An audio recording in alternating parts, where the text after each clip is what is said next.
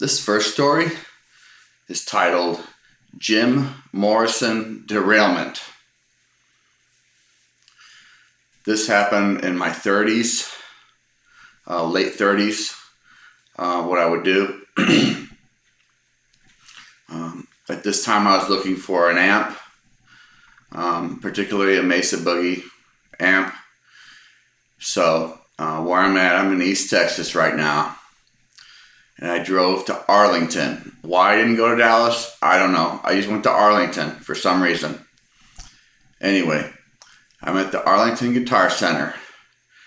And I think I'm pretty much the only one there. It might have been somebody else, but it's pretty much just me and the staff. And I'm just walking around looking at stuff, really going, that's cool, that's neat, that kind of thing.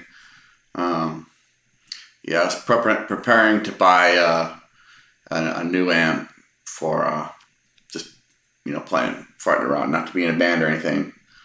At any rate, so I'm there looking at stuff. Yeah, that's cool, I like that. And this music starts up. It was the Doors. I could tell it was Jim Morrison's voice. I don't know what the title of the track was, the song being played, but it was crazy. It sounded like circus music. And I was listening, and the longer it went on, it drove me to be upset. I'm starting to kind of, it started getting on my nerves. I'm like, I said something like, God damn, what is that? I know it's the Doors, but I've never heard that song before. And then it stops, and again, shortly after, they're talking, to the staff, and they're chuckling a little bit. And that was funny, they thought that my remark was funny. And then it starts up again. And I just, it starts up, I'm going, I'm sighing, I'm breathing hard, I'm grimacing. I'm like, God damn it. I'm shaking my head. And this guy, I remember him, he sold me an amp later on. And he's laughing, he thought it was funny.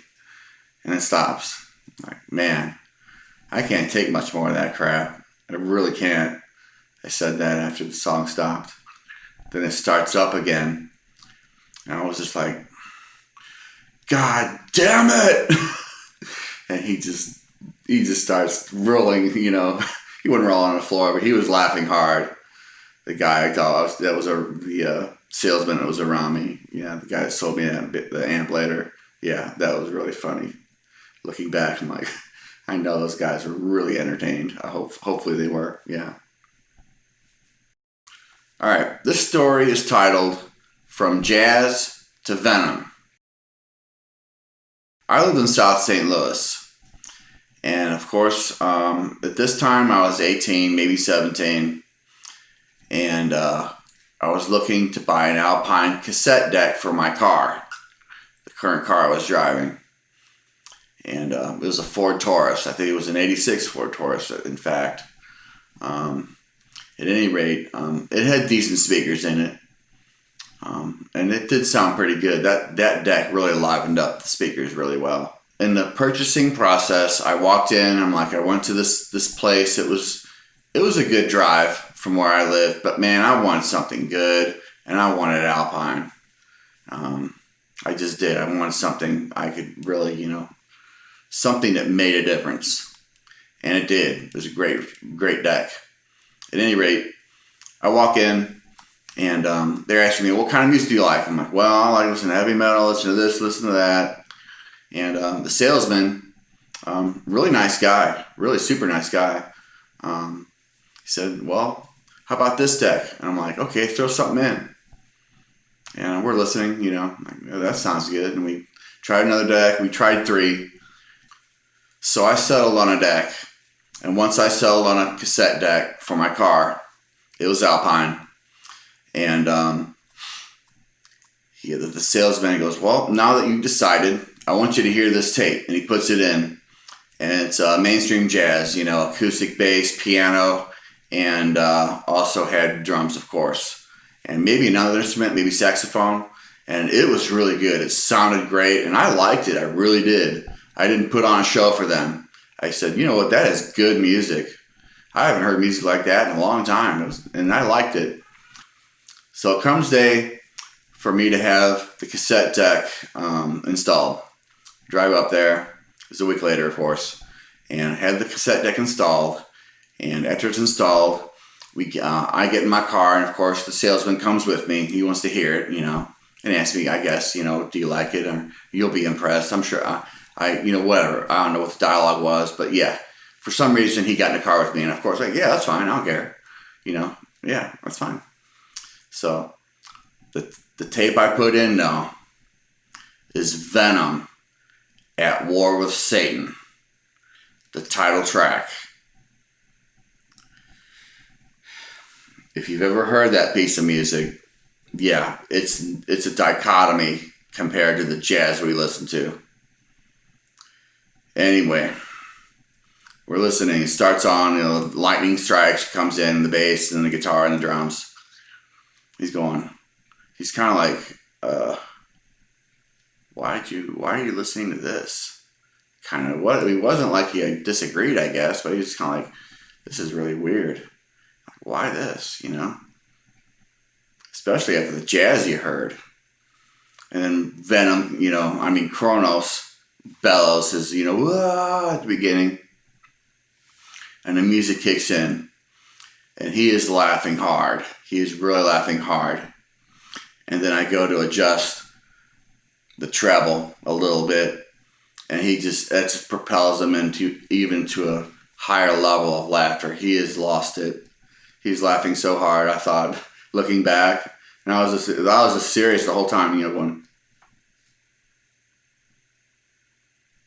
yeah, that was a very funny experience. This one is titled Star Crystal Quarrel. Me and a friend of mine, this is probably 88, maybe 87. This movie came out called Star Crystal. Of course, I was drawn toward the ad in the paper. I go, man, that looks like a scary alien. Let's go see that. I was just drawn to scary aliens at that time. Still am a little bit. I like to see what the aliens look like. Someone's interpretation of an alien or what they think, Anyway, so we go to the movie. We sit down, and it starts up. I'm like, yeah, this looks pretty good. Kind of promising a little bit. And then I would say about 2 minutes into the movie, they show this scene, and it's cheesy as hell. It is cheesy as hell. And I both kind of look at each other like, what did we just buy into?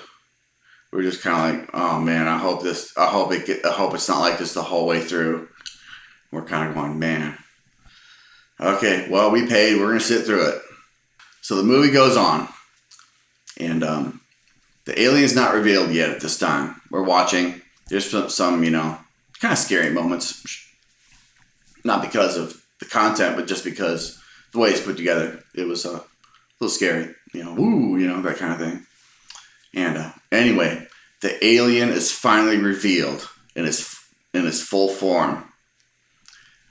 And we're like, that's it? Really? And it was nothing like the ad in the paper. It was so docile looking. Seriously, I'm not kidding. It looked like a cross between Pac-Man and a walrus. It had a Pac-Man head and a walrus body. It was goofy as hell looking. It was crazy. It was just, oh my God, it was so funny. We're going, oh man, this is so bad. This is just so bad. And we're watching. I don't know how this started, what happened. I go, hey, look, it's Pac-Man. He goes, no, it's a walrus. I'm like, Pac-Man. And he's walrus. And we start raising our voices towards each other. for like I don't know how long. It was funny. We were going, Pac-Man, Walrus, Pac-Man, Walrus. And finally we both stop, look at each other, and I go, Pac-Man, Walrus. That was so funny. That was hilarious. That movie, yeah. But the rest of the movie was even worse. Yeah, it was a very dumb movie. But yeah, Pac-Man, Walrus. Yep.